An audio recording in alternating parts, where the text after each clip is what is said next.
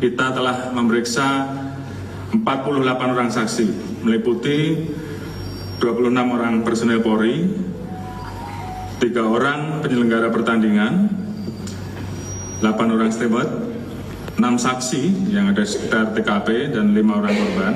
Dan saat ini kita juga terus melakukan pemeriksaan-pemeriksaan tambahan.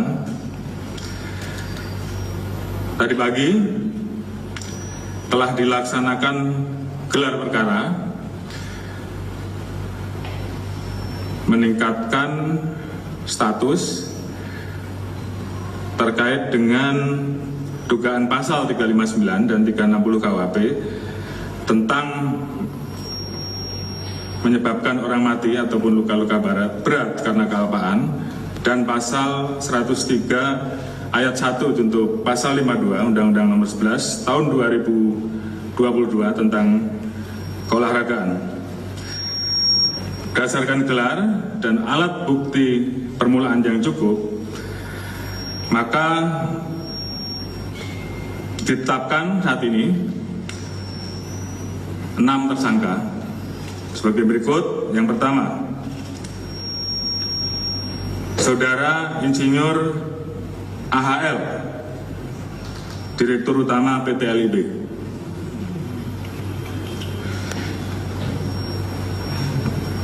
Di mana tadi sudah saya sampaikan,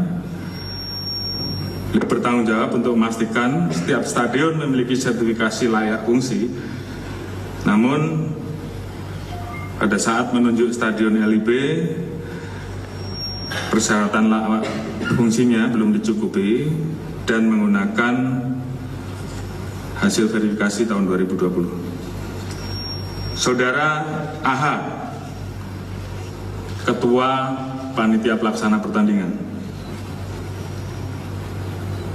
Pasal sangkaan sama 359 KUHP dan 360. Dan juga pasal 103 junto pasal 52 Undang-Undang RI Nomor 11 Tahun 2022 tentang keolahragaan, di mana pelaksana dan koordinator penyelenggaraan pertandingan yang bertanggung jawab pada LIB. Di situ disebutkan di pasal 3, Panpel bertanggung jawab sepenuhnya terhadap kejadian. Ditemukan tidak membuat dokumen keselamatan dan keamanan bagi penonton stadion, sehingga melanggar pasal 6 ayat 1 regulasi keselamatan dan keamanan. Panpel wajib membuat peraturan keselamatan dan keamanan atau panduan keselamatan dan keamanan. Kemudian mengabaikan permintaan dari pihak keamanan dengan kondisi dan kapasitas stadion yang ada, terjadi penjualan tiket over capacity. Seharusnya 38 penonton, namun dijual sebesar 42.000. Kemudian yang ketiga, Saudara SS selaku security officer. Pasal yang dilanggar sama 359 KUHP dan pasal 360 dan atau pasal 103 junto pasal 52 Undang-Undang RI Nomor 11 Tahun 2022 tentang keolahragaan, di mana tidak membuat dokumen penilaian risiko, bertanggung jawab terhadap dokumen penilaian risiko untuk semua pertandingan, dan juga memerintahkan steward untuk meninggalkan pintu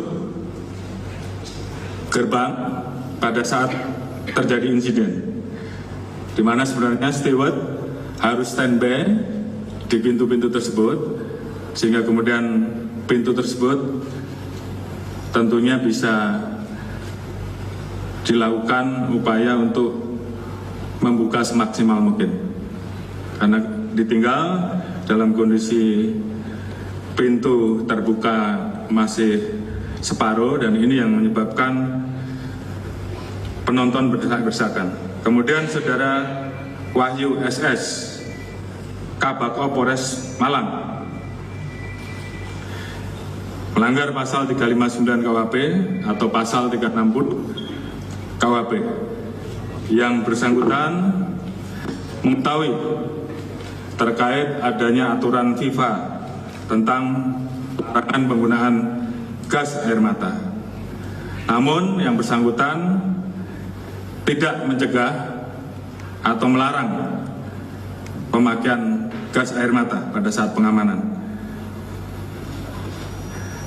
Tidak melakukan pencegahan langsung terkait dengan kelengkapan yang dibawa oleh personil.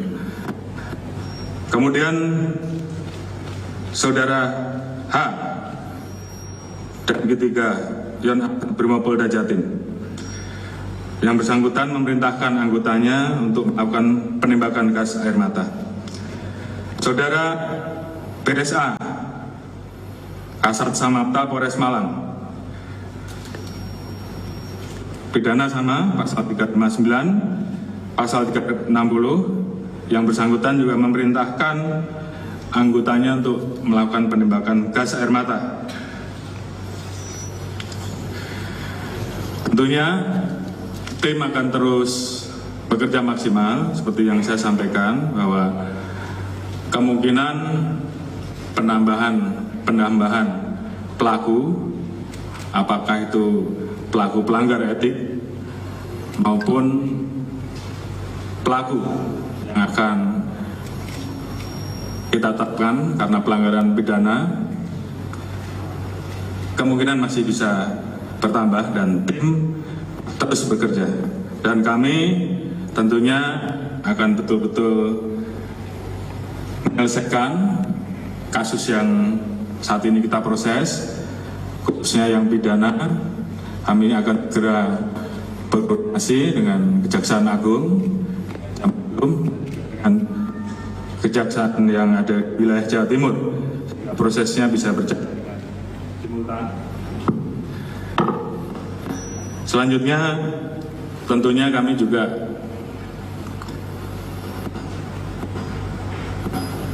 ingin bahwa proses perjalanan pertandingan sepak bola ke depan akan semakin baik. Oleh karena itu kita akan mengeluarkan peraturan Kapolri terkait dengan manajemen pengamanan khususnya kompetisi dan manajemen pengendalian penonton, sehingga kita harapkan ke depan penyelenggaraan akan berjalan dengan lebih baik dan tentunya pengamanannya juga akan lebih baik